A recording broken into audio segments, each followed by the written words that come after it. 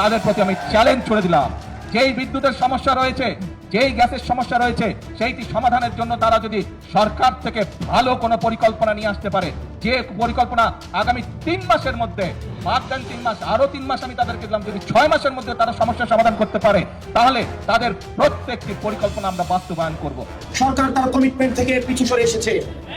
আমরা দেখতে পেয়েছি এই বিএনপি সরকারের কাছে হাসিনার বিচার ব্যবস্থা বিএনপি সরকারের কাছে পছন্দের, হাসিনার সচিবালয় পছন্দের, হাসিনার এক্সিকিউটিভ পছন্দের, হাসিনার ব্যবসায়ীরাও পছন্দের, কেবলমাত্র অপছন্দের ছিল কেবলমাত্র শেখ হাসিনা।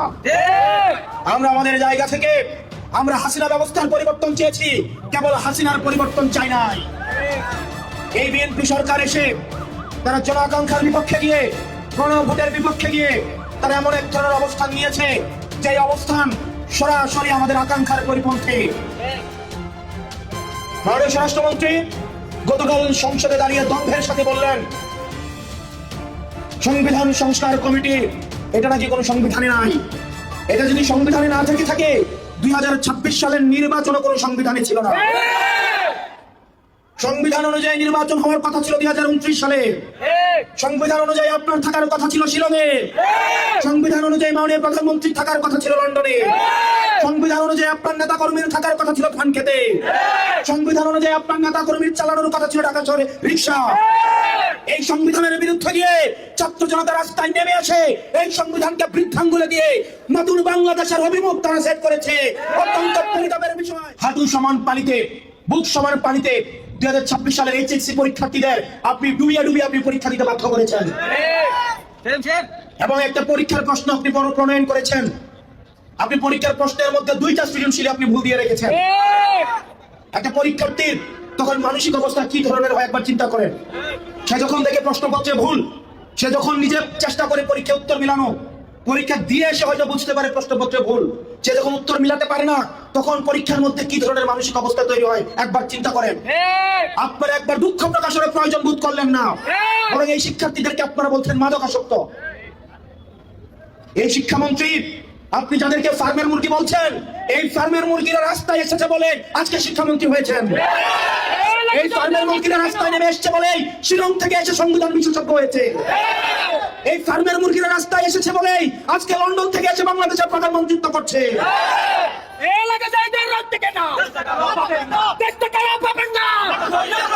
শিক্ষামন্ত্রীকে বলবো, শিক্ষার্থীরা গিনিপিগ নয়, শিক্ষার্থীদেরকে নিয়ে এক্সপেরিমেন্ট বন্ধ করুন। কিছুদিন পর পর একটা জিনিস ইচ্ছা হয়, আপনারা সেটা তাদের উপরে চাপিয়ে দেন, শিক্ষার্থীদের উপরে চাপিয়ে দেন। এই শিক্ষার্থীদের আপনাদের এক্সপেরিমেন্টাল টুল না, যে যখন ইচ্ছে তাদেরকে নিয়ে এক্সপেরিমেন্ট করবেন, এক্সপেরিমেন্ট ফেল করলে আবার সেই এক্সপেরিমেন্ট তুলে নেবেন। কারণ আপনাদের সন্তানরা দেশে পড়াশোনা করে না, আপনাদের সন্তানরে আপনারা বিদেশে রেখে পড়াশোনা করান। পরের সন্তানদেরকে রাস্তায় রেখে রাজনীতি করাবেন, পরের সন্তানের ভবিষ্যৎকে নষ্ট করবেন, পরের সন্তানদেরকে নিয়ে এক্সপেরিমেন্ট করবেন। এই বাংলাদেশ নিয়ে এক্সপেরিমেন্ট আর আমরা আপনাদেরকে করতে দিব না। 2026 সালের এইচএসসি পরীক্ষার্থীদের প্রতি সংবেদনশীল আচরণ করার অনুরোধ করব। না হয় এই শিক্ষার্থীরা যদি রাস্তায় নেমে দৃঢ় অবস্থান নেয়, আপনার পাটাতন যে শক্ত না, এই অর্ধবেলা আন্দোলনে সেটা বুঝা গিয়েছে। প্রিয় সোনারগাঁবাসী, এই সোনারগাঁতে আমরা দেখেছি, এই সোনারগাঁর যিনি এমপি রয়েছেন, উনার ছেলে চাঁদাবাজির কারণে থানায় গিয়ে মুচলেখা দিতে হয়েছে। বাপ হচ্ছে এমপি, ছেলে করে চাঁদাবাজি, থানায় গিয়ে দেয় মুচলেখা। আমরা দেখেছি সারা বাংলাদেশে গ্যাসের হাহাকার, কিন্তু আমরা সেখানে দেখলাম রাজনৈতিক ছত্রছায়, সেখানে গ্যাসের লাইনের অবৈধ সংযোগ নিয়ে মানুষের নয়, গ্রন্থটা কার, এটা মেমোরিতে থাকতে হবে। কোরআনের কথা কিছু মানুষ শুনলে কারো চুলকানি শুরু হয়ে যায়। কোরআন কি আমার বাবার? কথা বলেন, কোরআন কি আমার বাবার? আবু বকরের মতো ইমান নিয়ে যদি মাহফিলে বসেন, ইমান বেড়ে যাবে। আবু জেহেলের মতো যদি ইমান নিয়ে বসেন, কোরআনের কথা শোনার পরে চুলকানি বেড়ে যাবে। কথা বলেন না কেন? রাসূল কোরআনের কথা যখন মক্কায় বললেন, আবু বকরের ইমান বাড়লো, আর রাসূলের বাড়ির পাশে আবু জেহেলের চুলকানি বেড়ে গেল। ঠিক না ঠিক?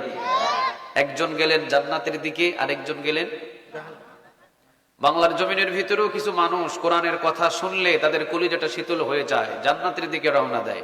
আর কিছু মানুষ চুলকানি বেড়ে গিয়ে জাহান্নামের দিকে উল্টাপাল্টা কথা বলে রওনা দেয়। চিৎকারে দিয়ে বলেন ঠিক না ঠিক? কোরআন আমাদের 16 আনা মানতে হবে। অর্ধেক মানবো অর্ধেক ছেড়ে দিব, এই জন্য কোরআন নাজিল হয় নাই, এই জন্য এই গ্রন্থটা আমাদেরকে দেন নাই। আওয়াজ দিয়ে বলেন তিনি কে? আমরা শুধু মনে করেছি কোরআন হলো নামাজে তেলাওয়াত করার কিতাব, শুধু মনে করেছি ফজর নামাজের পরে কোরআনটা খুলে তেলাওয়াত করার জন্য মনে হয় নাজিল হয়েছে, শুধু রমজান মাসে কোরআনটাকে খতম করা হবে এই জন্য কোরআন নাজিল করা হয়েছে, একজন মানুষ মারা যাবে 10 জন হাফেজ ভাড়া করে নিয়ে এসে ওনাদের পাশে তেলাওয়াত করবে এই জন্য কোরআন নাজিল করা হয়েছে। নো, কোরআন মৃত মানুষের জন্য নয়, কোরআন এসেছে জীবিত মানুষকে সোজা করে জান্নাতে নিয়ে যাওয়ার জন্য। ঠিক না বেঠিক? কোরআন এসেছে জান্নাতে নিয়ে যাওয়ার জন্য আপনাকে। তো এই কোরআন থেকে আমরা যদি আলোচনা শুনি আমাদের ঈমানটাকে বৃদ্ধি করে দিবেন কে বলেন তো দেখি? ইন্নামাল মুমিনুনা আল্লাযীনা ইযা যুকিরাল্লাহু ওয়াজিলাত কুলুবুহুম ওয়া ইযা তুলিয়াত আলাইহিম আয়াতুহু যাদাতুহুম ঈমানা ওয়া আলা রাব্বিহিম ইয়াতাওয়াক্কালুন। ঈমান আপনার বেড়ে যাবে, ঈমান বাড়তে বাড়তে এমন পর্যায়ে ঈমান বেড়ে যাবে ও পৃথিবীর কারো পরোয়া করবে না, ও শুধুমাত্র একজনের পরোয়া করবে। আওয়াজ দিয়ে বলেন কে তিনি? আমরা কার উপরে ভরসা করি? আরো জোরে একটু আওয়াজ দিয়ে বলেন কার? তো ঈমান বাড়বে কোরআন শুনলে, ঈমান বাড়বে কোরআন তেলাওয়াত করলে, আমাদের সম্পর্কটা হবে কোরআনের সাথে ইনশাআল্লাহ। আপনাদের ঘরের ভিতরে মনে হয় রেহেল থাকে, সূরা ওয়াকিয়ার 77 নম্বর আয়াতে আল্লাহ বলছেন ইন্নাহু লাকুরআনুন কারীম ফি কিতাবিম মাকনুন লা ইয়ামাসসুহু ইল্লাল মুতাহহারুন। কোরআনের সাথে যাদের সম্পর্ক হবে তাদের সম্মান মর্যাদা পৃথিবীর মানুষ নষ্ট করতে চাইলেও আমি আল্লাহ তাদের সম্মান মর্যাদা আকাশচুম্বী করে দেব। চিৎকারে দিয়ে বলেন আল্লাহু আকবার। জেলখানায় ঢোকালে, হামলা দিলে, মামলা দিলে, অপমান করলে মানুষের সম্মান কমে। 13 বছর পর্যন্ত একজন কোরআনের খাদেমকে জেলখানায় রাখা হয়েছিল, ওনার সম্মান তারা চেয়েছিল ছিন্ন বিচ্ছিন্ন করে দেওয়ার জন্য, পারছিল না? কথা বলেন পারছিল? কোরআনের খাদেম যে হয় তারা চায় সম্মান বিচ্ছিন্ন করতে, সম্মান কমাতে। আল্লাহ বলেন আমি যদি সম্মান বাড়াই পৃথিবীর কারো ক্ষমতা নাই সম্মান কমাতে পারে। ঠিক না বেঠিক? অত ইজ্জু মান তাশা ওয়া তুযিল্লু মান তাশা বিয়াদিকাল খায়র ইন্নাকা আলা কুল্লি শাইইন কাদির। ইজ্জত পৃথিবীর কেউ দেয় না, ইজ্জত আল্লাহ সুবহানাহু ওয়া তাআলা দান করেন। কোরআনের সাথে যদি আমাদের সম্পর্ক হয় সম্মান বাড়ে। ঘরের ভিতরে দেখবেন 50 টাকা দিয়ে একটা রেহেল কিনে নিয়ে এসে প্রতিদিন কোরআনটাকে খুলে খুলে তেলাওয়াত করা শুরু করে মা বোনেরা ভাইয়েরা। আছে? কথা বলেন আছে? আলহামদুলিল্লাহি রাব্বিল আলামিন আর-রাহমানির রাহিম মালিকি ইয়াউমিদ্দিন।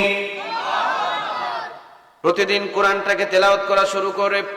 কখনো যদি রেহেলের সাথে লাথি লাগে, সাথে সাথে রেহেলকে সালাম করে, চুমা করে, এমন ইতিহাস আপনাদের এলাকায় আছে না নাই? প্রতিদিন এই যে সোফা সেটের ভিতরে লাথি লাগে, খাটের সাথে লাথি লাগে, ওয়ারড্রপের সাথে লাথি লাগে, কোনোদিন কোনো কাঠে সালাম নাই। 30 টাকা দামের রেহেলের সাথে পায়ে একটু টাচ হলে সাথে সাথে সালাম করে। বুঝতে হবে 24 ঘন্টা ওই 30 টাকা দামের রেহেলের সাথে সম্পর্ক রেখে দিয়েছেন। আওয়াজ দিয়ে বলেন তিনি কে? রেহেলের সাথে কোরআনের 24 ঘন্টা সম্পর্ক রাখার কারণে আজকে রেহেলের 30 টাকার সম্মান কে বৃদ্ধি করেছেন? আর একটু জোরে বলেন কে? তা আমাদের সম্পর্ক যদি কোরআনের সাথে হয় সম্মান বাড়বে। কথা বলতে হবে তো, সম্মান বাড়বে। কে বাড়াবেন? আর একটু জোরে বলেন কে? এই কোরআনের ভিতরে সর্বশেষ এবং সর্বপ্রথম সূরা আছে, তার মাঝখান বরাবর 95 নম্বর সূরা আল্লাহ রাব্বুল আলামিন আমাদেরকে দান করেছেন। আল্লাহ রাব্বুল আলামিন 95টা সূরা, 95 নম্বর সূরা দিয়ে আল্লাহ রাব্বুল আলামিন সূরাতুত তিন নামক একটা সূরা দিয়ে আল্লাহ রাব্বুল আলামিন মানুষদেরকে কত সুন্দর করে বানাইয়েছেন এই সুসংবাদটা আমাদেরকে জানিয়ে দিচ্ছেন। আওয়াজ দিয়ে বলেন তিনি কে? সূরাটার নাম হলো সূরা ৩। সূরাটার নাম কি? একটা ফলের নামে একটা সূরা।